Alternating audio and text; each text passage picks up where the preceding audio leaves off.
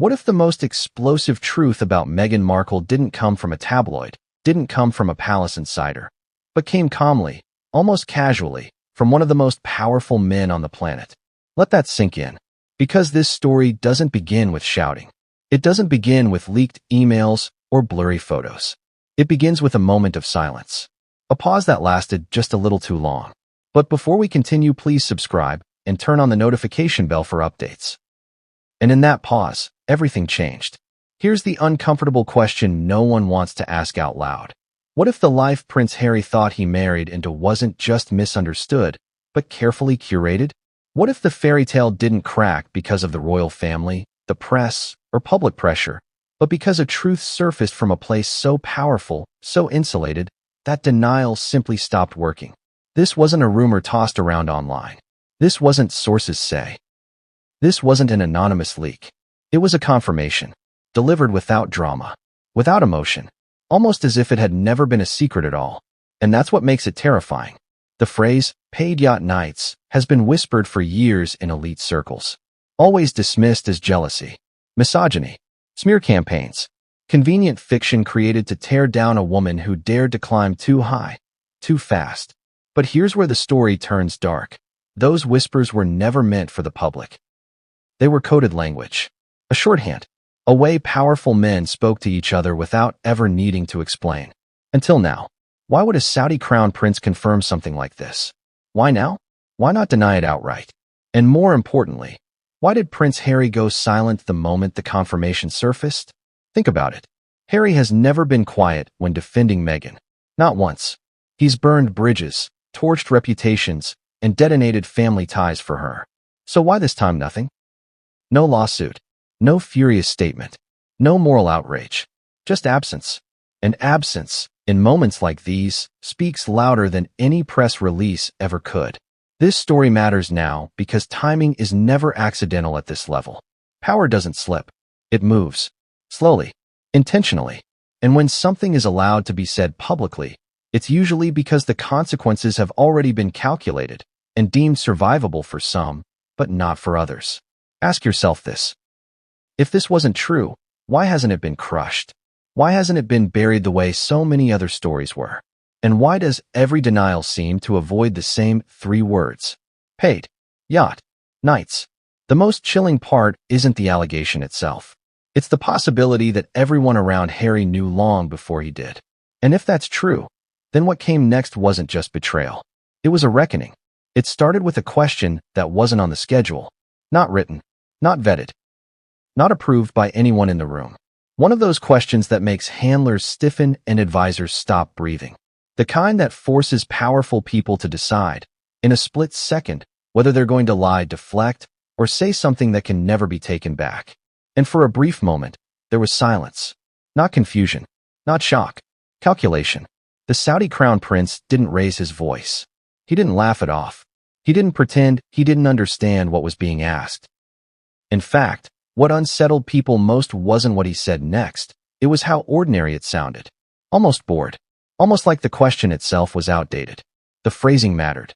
Every word landed with surgical precision. Not gossip. Not speculation. Not rumor. A confirmation framed as if everyone in the room already knew the answer.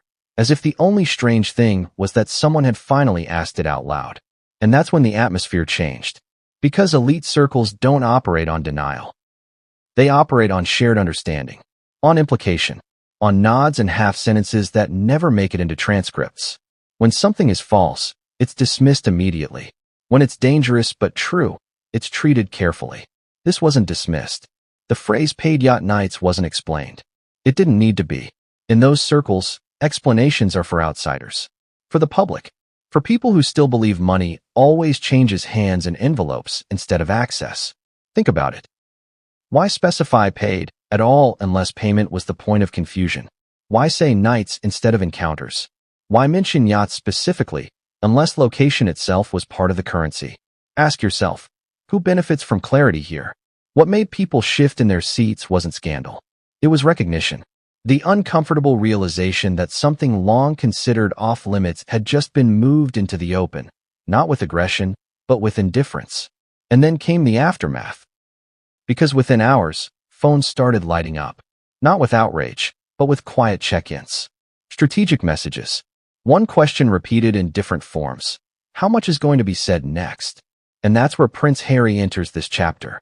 Not publicly, not dramatically, but noticeably. Those closest to him noticed the pattern immediately. The sudden pause in messaging. The absence of his usual righteous fury. The way previously scheduled appearances quietly disappeared. No denial. No counterattack. No emotional appeal. Just stillness. Here's the contradiction that should bother you. Harry has fought harder over stories that mattered far less. He's corrected minor slights, chased down perceived insults, threatened legal action over tone, phrasing, implication. So why didn't he this time? Was it shock? Was it strategy? Or was it something worse, recognition? Because there's a specific kind of silence that only appears when someone hears a version of the truth they weren't prepared for, but can't completely reject. And that raises a far more dangerous question. What if this wasn't the first time Meghan's name had surfaced in conversations like this? What if this wasn't new information at all, just newly spoken?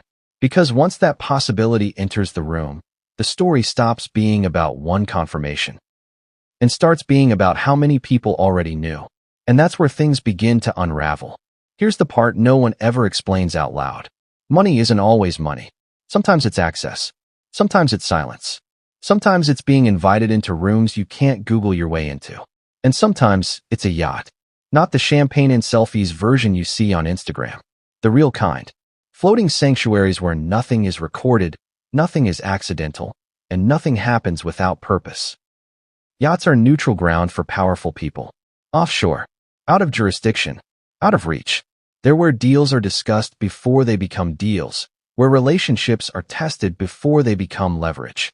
So when the phrase paid yacht nights surfaced again, it landed differently this time. Not as scandal, as structure. Here's the contradiction that keeps resurfacing. If nothing inappropriate happened, why has the language always been so careful? Why do defenders insist on attacking the tone of the accusation instead of dismantling the mechanics behind it? Because the mechanics are real. In elite circles, payment doesn't look like cash. It looks like flights booked without names. Like introductions that change lives. Like being seen in the right place at the right time by the right people. It looks like protection, opportunity, advancement, a future. Ask yourself something honestly. How many meteoric rises happen without patrons? Exactly. This is where the fairy tale begins to fracture.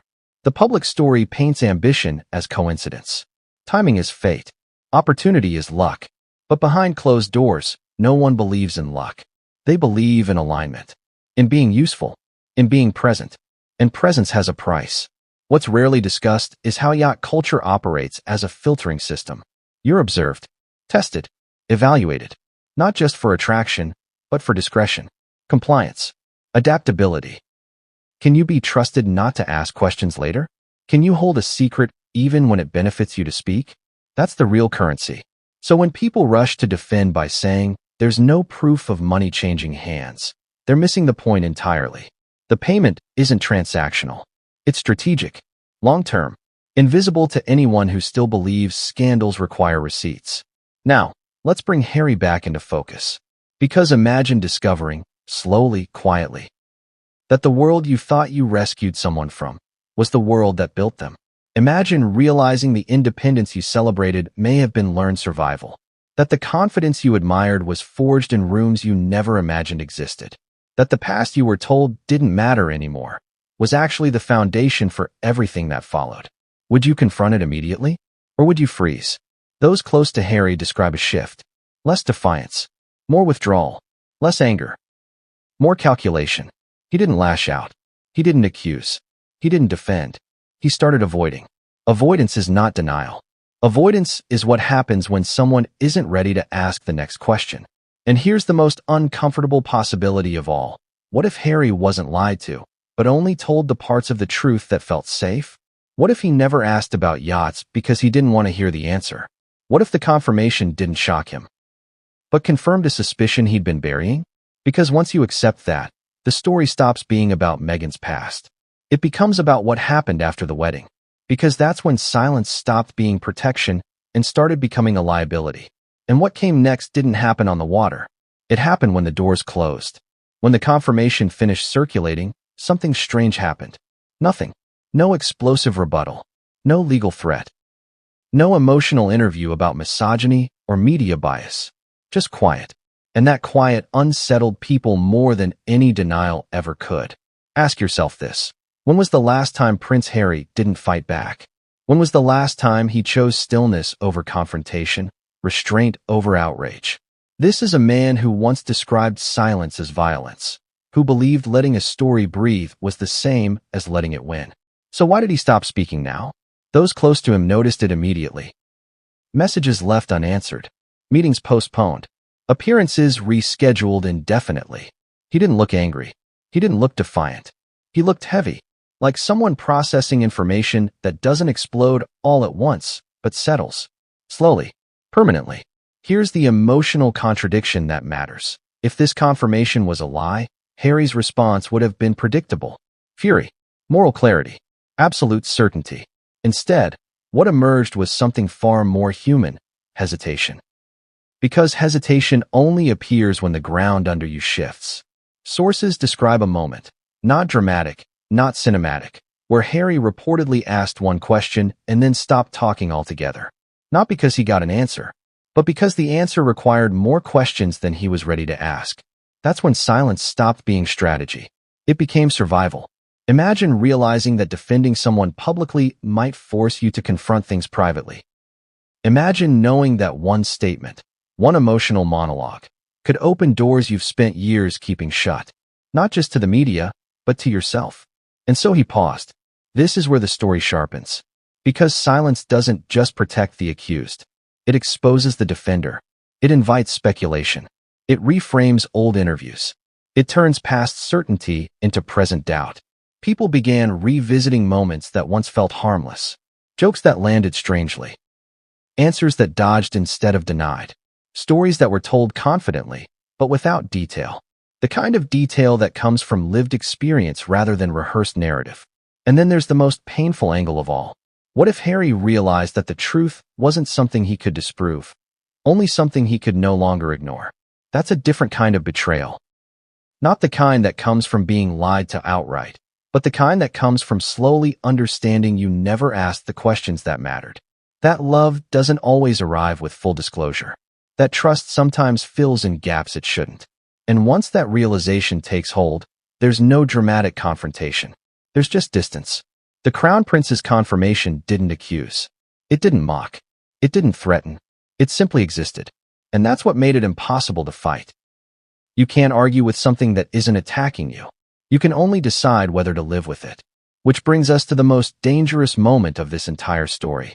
Because when the confirmation reached Harry in full, not as headlines, not as commentary, but as context, witnesses say he didn't raise his voice. He didn't argue. He didn't deny. He went quiet. And when someone like Prince Harry goes quiet, it's usually because the next truth is even harder to face. The most dangerous truths don't arrive screaming. They arrive quietly. They sit down. And they wait. By the time the noise fades, the damage is already done. This story never needed a courtroom or a confession. It didn't need photographs or bank transfers. All it needed was one calm confirmation and one man's refusal to fight it. When the Saudi Crown Prince spoke, he didn't accuse. He didn't dramatize. He didn't even seem interested in convincing anyone. He simply acknowledged something that, in his world, had already been understood. And that's what changed everything. Go back to the beginning. Remember the question. Remember the pause. Remember how ordinary the answer sounded. Now contrast that with Harry's silence. The same man who once declared war on the press. The same man who framed every challenge as a moral battle. The same man who insisted that truth always wins when it's spoken loudly enough. This time it wasn't. Because loud truth is easy to fight. Quiet truth is not. The real fallout here isn't reputational. It's internal. It's the moment someone realizes that defending a story might require believing it first, and that belief no longer feels solid. It's the slow understanding that some narratives aren't destroyed by enemies, but by context. And context is ruthless. What does it mean when a man stops defending? When he doesn't deny, doesn't explain, doesn't reframe. It means he's calculating costs the rest of us never see. It means he's weighing silence against exposure. It means he's asking himself a question far more painful than anything the public could ask him. What if the truth isn't survivable? This isn't about yachts. It isn't about money. It isn't even about the past. It's about identity. Because once a story shifts from "this never happened" to "this doesn't matter anymore," something fundamental has already changed. And once silence replaces outrage, the fairy tale doesn't shatter, it dissolves. Ask yourself this. If everything was a lie, why hasn't it been crushed? And if it was all known, why was it allowed to surface now? Power doesn't speak without reason. Silence doesn't happen without fear. And the most haunting possibility of all is this, that Harry didn't lose his voice. He found the limit of it. So here's the takeaway no one wants to sit with. Sometimes the truth doesn't end a relationship. It just exposes the moment when one person realizes they never fully knew the other. And once that realization sets in, there's no dramatic ending. Just distance. Just quiet. Just a future rewritten without explanation. If this story made you uncomfortable, that's the point. Because silence like this isn't empty, it's loaded. And once it breaks, it never breaks quietly.